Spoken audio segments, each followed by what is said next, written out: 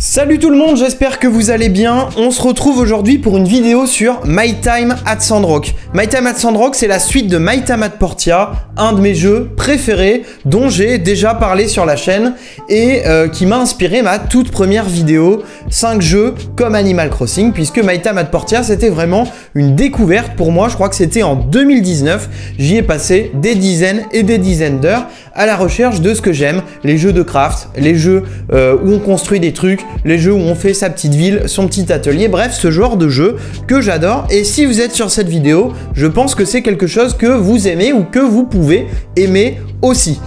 Aujourd'hui, plus de 3 ans après My Time at Portia, My Time at Sandrock est sorti en Early Access. Je vais vous expliquer tout ça. Pour l'instant, c'est uniquement sur PC, mais ça arrive sur console. Alors donc, vous l'avez compris, c'est la suite de My Time at Portia. C'est un jeu du studio Patea.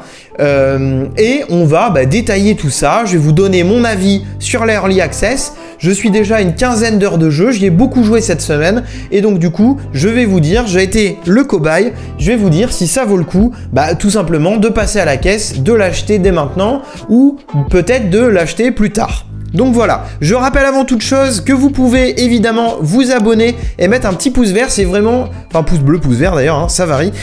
Donc c'est vraiment la chose qui peut aider le plus la chaîne. N'hésitez pas non plus à me suivre sur les réseaux sociaux, Twitter et Insta. Et surtout, n'hésitez pas à aller me voir sur Twitch. Comme vous voyez là maintenant sur l'écran, je joue régulièrement sur Twitch, donc à My Time at Sandrock, à plein d'autres choses. Donc pareil, vous abonner sur Twitch, ça vous permet d'avoir la petite notification quand je suis en live parce que c'est pas à heure fixe. C'est parti pour My Time at Sandrock. My Time at Sandrock, c'est un jeu qui est sorti très récemment puisqu'il est sorti le 26 mai 2022 sur Steam et c'est pour ça que je vous fais la vidéo assez rapidement pour rester dans l'actu et pour vous en parler tant que c'est encore chaud et tant que peut-être certains hésitent encore ou en tout cas commencent à se renseigner. Donc en fait c'est la suite de My Time at Portia comme je disais plus tôt, un jeu du studio chinois Patea. Le premier était produit par Team 17, le studio anglais très connu qui fait les jeux Worms, etc. Et donc celui-là, c'est uniquement Patea qui le fait à l'issue d'un crowdfunding qui a été mis en place en 2020. Les joueurs de My Time at Portia et les curieux pouvaient participer au projet, donner de l'argent et plus ils donnaient, plus ils avaient des petits lots sympas et aider à financer ce jeu. Le crowdfunding a évidemment cartonné puisqu'ils ont récolté pas loin de 500 000 € ou 500 000 $ peut-être plutôt, et donc écoutez, ils ont fait un jeu beaucoup plus ambitieux que le premier. Il a mis 2-3 ans de développement et là aujourd'hui on a enfin accès au Early Access. Alors qu'est-ce que c'est un Early Access pour ceux qui ne connaissent pas du tout? C'est quand les développeurs choisissent, donc c'est comme une alpha ou une bêta, c'est-à-dire une sortie du jeu anticipée. Comme vous voyez en haut, c'est marqué la version alpha est en cours de développement et elle n'est pas représentative de la qualité finale du jeu. Ça veut dire qu'en gros, vous achetez le jeu qui n'est pas entièrement fini, qui n'est pas exactement comme il sera à sa sortie, on va dire, finale. Et donc du coup, vous acceptez qu'il y ait potentiellement des bugs, des trucs pas pris en charge, des choses pas encore en service, etc., etc. Mais du coup, vous payez moins cher. Et bien sûr, s'il y a des problèmes, etc., on vous encourage grandement à les rapporter au studio. C'est-à-dire à aller sur les forums, etc. et dire voilà, il y a tel bug. Voilà. En gros, vous êtes une sorte de petit explorateur qui va aider à la conception du jeu et qui va aider à ce que le jeu soit meilleur, plus abouti quand il sortira définitivement.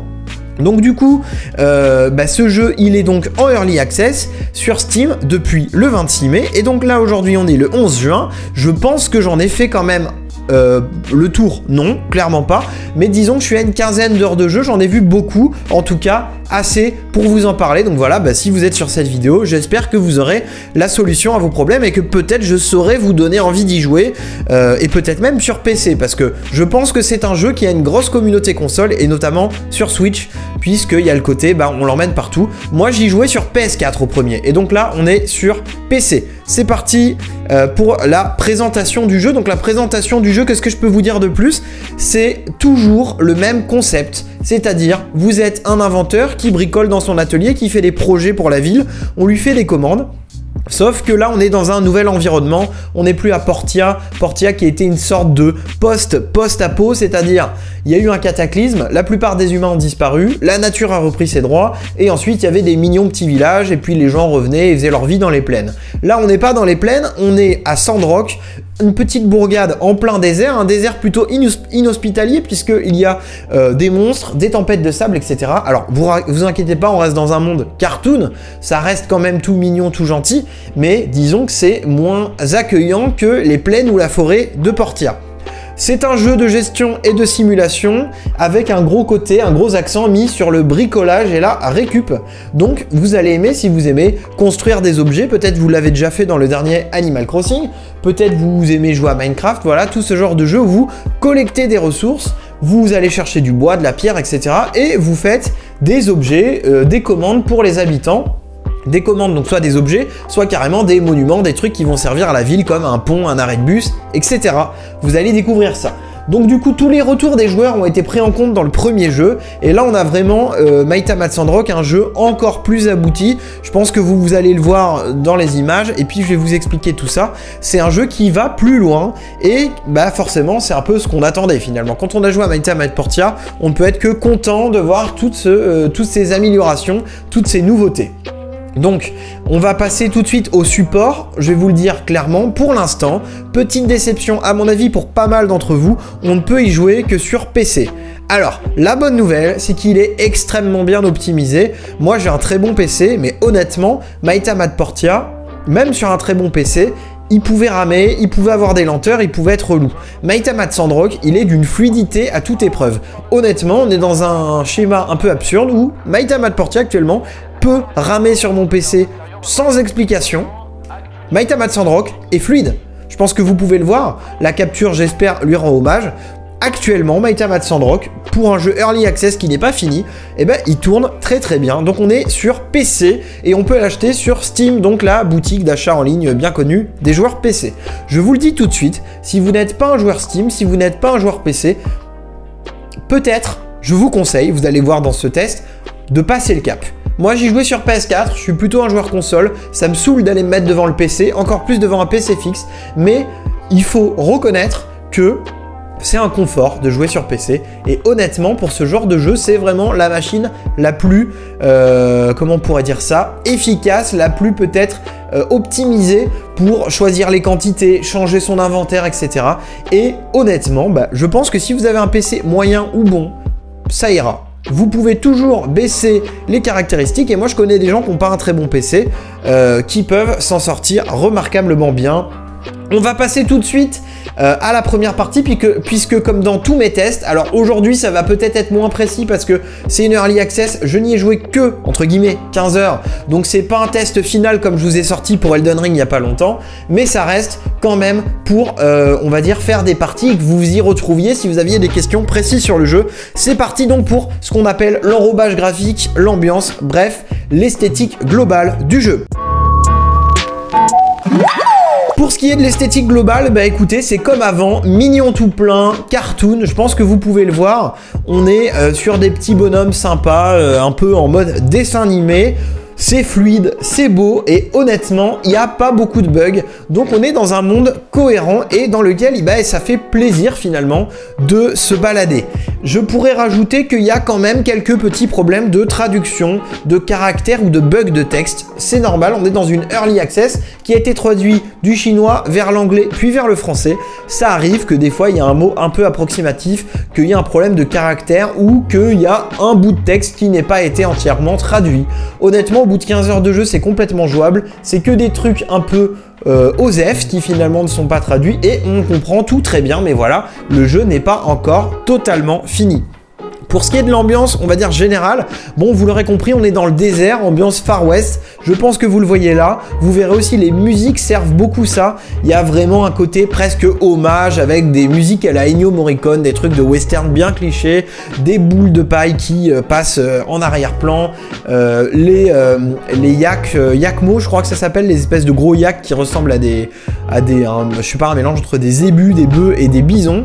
Les yakmos, bah en fait, on devient yak boy et Yak Girl, donc à la place de cowboy et cowgirl.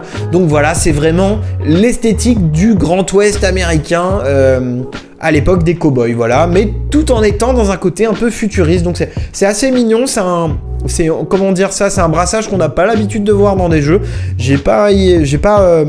Là, comme ça me vient pas un jeu qui soit à la fois western, à la fois mignon et à la fois futuriste. C'est assez particulier, ça réussit très bien, ça donne vraiment un cachet et en même temps on retrouve ce qu'on aimait dans My Time at Portia. Donc vraiment, ça c'est réussi. Je pensais pas que ça le serait autant. Pour ce qui est des nouvelles musiques, donc je vous ai dit qu'elles servaient bien à l'ambiance. Je regarde mes notes en même temps parce que je vous ai noté quelques petits trucs, même si c'est un format un peu chill où évidemment je n'ai pas de texte. Et ensuite on pourrait évidemment parler des cinématiques qui sont bien meilleures qu'avant, plus belles, plus fluides, qui s'intègrent mieux à l'action. Et pour les gens qui aiment le social, je me suis surpris à me dire ok, là on passe d'un coup, sans chargement ni rien, en tout cas sur mon PC, on passe d'un moment où on va rencontrer tel personnage à une cinématique qui s'intègre vraiment bien. Donc je pense que vous allez aimer ce jeu si vous aimez aller rendre visite à machin, déclencher une petite cinématique parce que vous lui avez fait plaisir, parce que vous mangez avec lui, voilà. Ce genre de truc qui paye pas de mine, c'est pas de la grosse 3D dans tous les sens, mais ça sert à illustrer certaines actions et peut-être à ponctuer certains moments et c'est réussi. Pour ce qui est du bestiaire, c'est-à-dire les ennemis ou les alliés, enfin bref, tous les petits monstres, tous les petits personnages qu'on va croiser, il est toujours aussi loufoque, il est toujours aussi what the fuck. C'est vrai que dans My Time at Portia, vous sortez, vous faites 3 pas en dehors de chez vous, ça y est, les ennemis c'est des, je sais plus quoi, ce que c'était, des lamas multicolores, des trucs qui crachent du feu, des machins, des trucs what the fuck. Ben là, c'est toujours pareil, le premier ennemi que vous allez croiser, c'est un coq qui tire des feux d'artifice, donc c'est vraiment ce côté un peu what the fuck dans un monde cohérent, et moi j'aime bien, je sais pas, c'est peut-être une patte propre à ce jeu, le côté très réaliste d'un côté, on coupe des plaques en pierre, on coupe des trucs en cuivre, machin, on fait des objets, on a toutes les étapes, et de l'autre, on tue des animaux complètement what the fuck qui font des cris mignons. Moi j'aime bien, voilà, ça me fait marrer, je trouve que c'est réussi. Donc le chara design des personnages, il est toujours cool aussi. Le mien, vous voyez mon perso là, c'est vraiment ma partie, hein, j'ai pas précisé, mais l'espèce de petit moustachu avec une cicatrice, bah c'est moi, voilà, ça m'a fait marrer de faire ce personnage là. Et je trouve que tous les personnages que j'ai croisés pour l'instant me faisaient marrer. Le vieux Mason, l'ancien fermier que vous remplacez, il est marrant. Le maire, what the fuck. Le gros ouvrier bourrin, bon c'est très cliché, mais parce que voilà, c'est assez rigolo de voir ça en mode cartoon. Les méchants, c'est des gros méchants pas beaux, enfin voilà, c'est rigolo. On s'attarde pas plus là-dessus parce que c'est pas ça l'important du jeu, c'est plutôt son gameplay, on va y arriver. Mais voilà, globalement, l'ambiance du jeu est réussie. On passe tout de suite au scénario. Pour ce qui est du scénario, on va pas rester longtemps là-dessus, tout simplement parce que c'est pas un genre de jeu avec un scénario très fou. Voilà, c'est toujours pareil, on arrive dans une nouvelle ville, on n'a pas trop d'explications, les gens commencent à nous faire des commandes, les commandes nous servent à progresser, on va construire un train qui va nous permettre d'aller dans un autre endroit, etc., etc. Franchement, tout n'est que prétexte à vous faire trouver des matériaux, construire des nouvelles machines, aller dans un nouvel endroit avec des ennemis plus forts, etc. C'est ça, c'est comme My Time at Portia et honnêtement, c'est la même chose. On lui demande pas tellement plus, mais par contre, il le fait bien.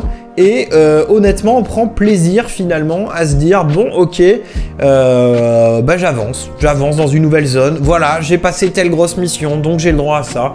Et c'est tout simple. Et on avance et on fait craft, récolte, baston, social. C'est pas un jeu à scénario, mais quand il le fait plutôt bien. C'est cohérent. Et honnêtement, comme je disais, comme les cinématiques sont mieux, comme l'action est un peu mieux animée, comme là, vous verrez, ça bouge un peu plus. On se retrouve dans des zones. On n'est pas juste téléporté dans la zone où il y a des méchants, on comprend comment y aller, etc. Bah, tout ça, ça sert le jeu et ça montre une progression dans la série. Donc voilà, le scénario, je l'ai mis parce que c'est toujours un point que je présente quand je fais des tests. Honnêtement, c'est pas le fort de ce genre de jeu et c'est pas ce qu'on lui demande. On passe directement au gameplay qui va être le plus important dans ce jeu. Le gameplay, donc, je vous ai mis un nouvel extrait, donc voilà, pour vous montrer plus loin dans ma partie. Donc là, c'est un moment où j'avais plus avancé dans le jeu, voilà, c'était pour que vous voyez différents moments. Donc le gameplay, tout ça, évidemment, est valable uniquement en Early Access, là tout de suite, en juin 2022, peut-être juillet-août, quand le jeu sera sorti version définitive, peut-être que je referai une vidéo pour vous dire les différences. Là, je vous parle vraiment de ce qu'il en est aujourd'hui, avec ce qui est disponible aujourd'hui et ce qui ne l'est pas, évidemment. Donc, grosse nouveauté, on doit gérer aujourd'hui l'eau et le sable. Alors l'eau, c'est vos réserves d'eau dans le désert. Le sable, c'est le sable qui peut venir encrasser vos machines et se mettre sur votre atelier. Donc ça, c'est deux nouvelles choses qui vont forcément avec le désert, qui sont potentiellement contraignantes et qui changent vraiment tout à l'approche, mais ça reste dans l'idée du premier. C'est-à-dire, en gros, c'est un Maïta Matportia dans le désert. C'est un Maïta Matportia avec les contraintes du désert finalement. Et voilà, ça apporte assez de nouveautés pour qu'on s'ennuie pas et en même temps pas trop pour que ça devienne pas non plus un jeu où on peut tout simplement jamais avancer parce que l'environnement est trop gênant. Je vous laisse découvrir ça, mais voilà, la gestion de l'eau au début ça va vous demander quelques petits efforts, mais finalement on est assez content quand on arrive à avoir nos petits réservoirs, nos petits trucs remplis. Pour ce qui est du plaisir du craft et des machines, j'insiste là-dessus, c'est mon jeu de craft préféré. Je ne connais pas de jeu qui réussit mieux que ça à nous donner envie de construire des objets, de les assembler, de faire des plaques de machin, des écrous de machin et ça donne un autre truc. Voilà, je vous verrai dans les détails, mais pour moi c'est le jeu de craft le plus abouti et vraiment je vous le conseillais pour ça. Bah là voilà, on est toujours pareil sur un jeu d'assemblage d'éléments qui vont vous permettre de créer des objets et c'est toujours aussi cool. Vous allez prendre plaisir à créer vos machines, à développer votre petit atelier, à faire de la grosse économie d'échelle capitaliste avec des machines que vous allez multiplier par 2, par 5, par 10 pour aller toujours plus vite, toujours plus de rendement. Et c'est ce qu'on aime dans ce genre de jeu, donc vraiment, vous allez vous éclater. Il y a toujours un système de commandes comme avant. Les gens vous passent des commandes, vous allez voir sur un tableau, ah machin, il a besoin de 3 plaques de bronze, donc je vais aller faire 3 plaques de bronze, machin. Voilà, c'est un jeu basé sur ça. Si vous aimez ce genre de jeu, si vous pouvez aimer, ça va vous plaire. Pour ce qui est de la mine, donc là la mine c'est ce que vous voyez là tout de suite, c'est la zone où vous allez miner finalement les minerais qui vont vous servir à faire des barres d'aluminium, d'étain, de bronze, etc. Elle est plus intéressante qu'avant. Si vous avez joué au premier, c'était juste miner comme un teubé avec un espèce de scanner et taper là où c'est rouge pour du bronze, là où c'est rouge pour du cuivre, là où c'est vert pour du bronze, etc. Là c'est plus intéressant. Il y a une notion de progression, on choisit à quel niveau on veut se rendre, chaque niveau il y a tel ou tel type de ressources, et voilà, on a moins l'impression que c'est brouillon, on a moins l'impression d'être perdu, c'est tout ce qu'on demandait, c'est l'optimisation d'avant, ça fonctionne. Pour ce qui est des phases de combat, pour moi c'était le défaut du premier, les combats étaient brouillons, les combats étaient obligatoires dans certaines zones du jeu, et honnêtement si on n'avait pas bien monté ces points de combat, il y a un niveau du jeu, les boss ils nous roulaient dessus, les ennemis ils nous one-shotaient, on ne pouvait rien faire. Dans celui-là, vous verrez que les points de compétence, l'arbre de compétences, les points de stats, on les gagne un peu partout. Quand on en monte un en combat, souvent on en a un en récolte et un en social. Donc, vous n'êtes jamais nul. Quand vous passez un niveau, vous gagnez directement des points d'XP, des points de combat. Vous n'avez pas à les répartir vous-même tout le temps. Ce qui fait que vous n'êtes jamais trop peu fort par rapport aux ennemis. Quand vous rentrez dans une grotte et qu'il y a marqué niveau 15 à 20, recommandé, et ben ça veut dire que tous les joueurs du niveau 15 à 20 ont à peu près les mêmes stats, à part peut-être les éléments, les habits que vous pouvez avoir sur vous, mais vous n'êtes jamais trop en dessous parce que vous avez tout mis en social ou tout mis en récolte et que vous êtes nul en combat. Là, vous n'êtes jamais nul en rien, entre guillemets. Donc, bah, du coup, bah, on prend plaisir. Les combats ont été un peu améliorés, hein, ça reste du cliquer, enchaîner les coups, mais c'est un petit peu plus fluide. Et honnêtement, bah, voilà, comme on se fait pas rouler dessus si on a mal investi ses points puisque ça n'arrive plus, c'est plus plaisant.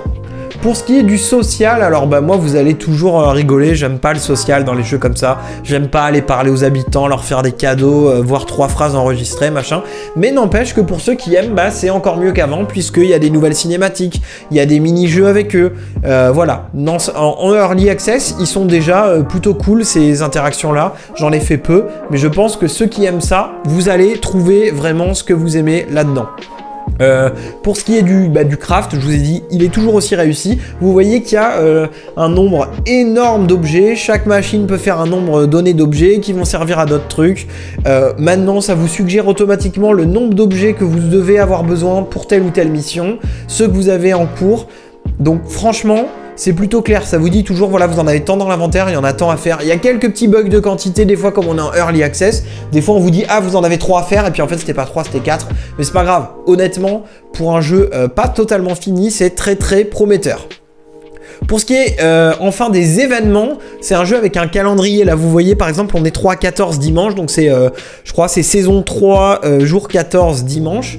Bon, il y a 4 saisons, hein, comme d'hab, voilà, truc classique de ce genre de jeu-là. L'automne, il y a Halloween, l'hiver, il y a machin truc. Vous voyez le genre. Alors, je sais plus si c'est Noël ou si c'est un autre nom, mais voilà, il y a le jour des cadeaux, peut-être. Bon, moi, je les fais pas, les événements, mais en tout cas, je suis passé par Halloween. Il y avait une petite musique d'Halloween, il y avait un truc un peu Far West Halloween, il y avait des citrouilles, machin partout. Ceux qui aiment les événements comme ça, ceux qui aiment aller faire les événements dans le jeu, il y en a plein, ça va vous plaire, comme d'hab. Comme dans Stardew Valley, comme dans Animal Crossing, c'est un jeu basé sur le temps qui passe et les trucs dans l'année. Pareil, vous allez être en terrain conquis. Pour ce qui est enfin de la sauvegarde, elle est beaucoup plus permissive qu'avant. Avant, vous aviez une sorte de timer, comme dans tous les jeux comme ça, faut être couché avant telle heure, sinon t'as pas d'énergie le lendemain, etc. Et bien là, c'est ça, sauf que vous pouvez sauvegarder à n'importe quel moment. Donc vous avez plus le stress de vous dire, mince, j'ai que 10 minutes pour jouer, une journée c'est, je sais pas moi, un quart d'heure, je sais pas si c'est correct ou pas. Et donc du coup, mince, j'aurais pas le temps de finir la journée, puisque je ne pouvais sauvegarder que dans mon lit. Là, c'est sauvegarde où vous voulez, donc pas de panique, vous pouvez évidemment faire des petites sessions. Voilà, c'est un petit plus. Ça pour moi, c'est vraiment un retour de joueur qui a été pris en compte et qui est très appréciable. Pour ce qui est enfin de la gestion globale, bah, j'ai insisté là-dessus tout à l'heure. Pour moi, la version PC, maintenant je suis conquis, c'est vraiment top, c'est vraiment fun, c'est vraiment plus facile de jouer sur PC. Honnêtement, pour gérer à la souris les inventaires, les machines, etc., c'est vraiment cool. Donc vraiment, si vous avez un PC qui est à peu près décent, vous avez besoin juste de ZQSD, donc les 4 touches de contrôle, clic droit, clic gauche, une touche de temps en temps. Franchement, vous n'avez pas besoin d'être un pro du PC. Vraiment, si vous pouviez jouer sur ordinateur, allez-y, c'est vraiment sympa. Et enfin, dernier point que je dois être honnête avec vous, ils ont été clairs, il y a un petit encart au début du jeu, la Early Access n'est pas la version définitive, on le sait tous, ils vont faire tout ce qu'ils peuvent, tout leur possible pour que les sauvegardes que vous ayez actuellement soient compatibles avec le futur jeu. Néanmoins, il y a une petite chance qu'ils lancent le jeu complet en disant « Ah désolé, les sauvegardes sont plus compatibles ». Moi ça me rendrait ouf, je vais m'investir à fond dans cette partie, donc j'espère vraiment que ça sera pas le cas, mais je me dois de vous prévenir, il est possible, il y a une petite chance qu'il faille recommencer à zéro en 2023 ou en fin 2022 quand ça sortira. Bon, en vrai, ce serait un peu se tirer une balle dans le pied, j'espère qu'ils ne feront pas ça. Dernière chose, le multijoueur, qui n'existait pas dans My Time at Portia, n'existe actuellement pas dans My Time at Sandrock. Il y en aura un, ils se sont engagés à en faire un, ils vont faire des essais cet été. Si vous prenez la Early Access ou si vous êtes un des contributeurs du jeu, comme c'est mon cas, je ne l'ai pas redit dans la vidéo, mais allez dans le générique du jeu, il y aura mon nom et je suis très content. Il y a Paul Appman, voilà, je suis très fier de ça parce que j'ai donné en 2020 au crowdfunding. Tout ça pour dire, ce jeu-là, il y aura du multijoueur à terme, mais aujourd'hui, en juin 2022, il n'est pas encore disponible, tout simplement. Donc vraiment, ne vous inquiétez pas, il y en aura. On passe maintenant à la difficulté. Pour ce qui est de la difficulté, bah vous vous y attendez, il y en a quasiment aucune. C'est pas un jeu dans lequel on attend à ce que ça soit dur. En fait, c'est le style de jeu qui veut ça. C'est normal, il n'y a pas trop de galères dans ce jeu, même si certains timings de commande pouvaient être serrés, ou même si certaines phases de boss et de combat avant, bah, elles étaient dures. Mais pour moi, elles n'étaient pas dures parce qu'elles étaient dures, parce qu'elles étaient mal faites. Elles étaient mal faites parce que soit on n'avait pas assez de points de combat, parce que le jeu nous laissait pas comprendre qu'il fallait monter le combat au début, soit parce que les boss spammaient des trucs un peu bêtes, soit parce qu'on était coincé dans le décor, soit parce qu'il y avait des bugs, machin. C'est plus le cas. Honnêtement, le premier boss, je l'ai passé premier try, de justesse parce que j'y avais été un peu à la zob, mais c'est passé. Le deuxième, je l'ai passé aussi sans trop de difficultés. Bon, après je sors d'Elden Ring, alors autant vous dire que les boss ils m'ont l'air un peu simples, mais tout ça pour vous dire, même si vous n'êtes pas un grand amateur de jeu de combat, même si vous faites juste de la simulation de vie tranquille, les 2-3 combats, honnêtement, vous allez leur rouler dessus, il n'y a pas de problème. Donc vraiment, voilà, encore une fois, c'est pas un jeu difficile et on lui demande pas de l'être. Sûrement que les commandes de la fin seront plus dures que les commandes du début, sûrement qu'il y a certains timings qui seront serrés, mais si vous êtes un bon joueur, que vous développez votre atelier, voilà, vous allez aller au bout du jeu, il n'y a pas de problème. On passe maintenant au prix. Bah, le prix, ça viendra, pardon, avant, il y aura la durée de vie. Let's go pour la durée de vie. La durée de vie donc, eh ben écoutez, c'est dur de vous dire, c'est très dur de vous dire. Là je suis à 15 heures de jeu, j'ai pas vu le quart du jeu je pense. Pour les complétionnistes, ceux qui voudront faire tous les meubles, améliorer la maison à fond, voir tous les trucs dans le musée, remplir tous les trucs d'amitié avec tous les personnages, je pense qu'il y en a facile pour 100, 120, 130, 150 heures. C'est des jeux très longs. Moi, franchement, Might Match Portia, le premier, je crois que j'étais à 70 heures ou 80 heures. C'est un jeu que j'ai énormément parcouru. C'est des jeux longs. C'est des jeux qui demandent beaucoup de temps à investir dans les crafts et dans la récolte. Donc, ne vous inquiétez pas, c'est vraiment un jeu pour lequel vous en aurez pour votre argent. Et l'argent, ben, parlons-en. Le prix, du coup, actuellement, il est de 20,99 € sur Early Access. Donc moi je l'ai payé plus cher, parce que j'ai pris 2 clés, et j'ai pris 2 clés au crowdfunding, donc j'ai dû en avoir pour une 60aine d'euros. Mais moi je repérerai plus si vous voulez. Là j'ai le jeu, et puis quand il y aura le jeu normal, il y aura le jeu normal. Si jamais vous voulez prendre en Early Access, il est à 20,99 €. Pour info, Might Match Portia actuellement il est à 30 €. Donc je pense que quand le jeu complet sortira, paf, il va monter de prix sur Steam, il sera à 40. Donc là en gros vous l'avez soit à 2 tiers de son prix, soit à moitié prix. Franchement, ça vaut le coup. Je vais arriver à mon bilan, mais franchement, pour 20 €, moi je connais peu de jeux 3D aussi complets. Donc voilà, 20,99 € si vous craquez en Early Access, ce que évidemment vous avez compris, je vous conseille de faire. Let's go pour le bilan. Le bilan, donc, bah écoutez, c'est très simple. Moi, je suis conquis par le jeu. Je suis très content de pouvoir y jouer, content de pouvoir vous le montrer en stream. Accro sur le fait d'y jouer solo. J'y joue aussi avec mon pote Gus, que je salue d'ailleurs. Big up à toi. Je pense que tu regarderas la vidéo. Qui y joue aussi, du coup, vu que je vais filer ma deuxième clé. Bah lui aussi, il a tout le temps envie d'y jouer. Donc voilà, c'est un jeu très addictif. C'est ce que j'aime. Il est tombé à point nommé après Elden Ring. C'est vraiment de la crème sur de la crème sur de la crème, comme dirait bah, justement Augustin. Donc vraiment, pour 20,99 €, si vous avez un PC correct, foncez. Et franchement, je vais vous dire un truc, je le dis pas souvent, je suis un joueur console, mais là on s'en fiche de la version console. Si vous avez une Switch et un PC, si vous avez une PS5 ou une PS4 et un PC, mais que vous avez un PC qui tient la route, vraiment, sincèrement, prenez-le sur PC, il est cool. Après, dans un deuxième temps, et vous pourrez vous le faire rembourser s'il ne tourne pas sur PC. Mais si vraiment ça le fait pas, si vraiment à terme vous êtes déçu, vous voulez jouer sur Switch en portable ou je sais pas quoi, eh ben moi vous savez quoi, j'aime tellement ce jeu, je le rachèterai sûrement sur console pour les kiffs. Donc vraiment je le redis, foncez tête baissée, c'est un jeu excellent. Venez voir en stream si vous avez envie qu'on y joue ensemble. Attendez vraiment la version en console si vous êtes déçu de ne pouvoir y jouer que sur PC, mais dans tous les cas ça sera un bon jeu.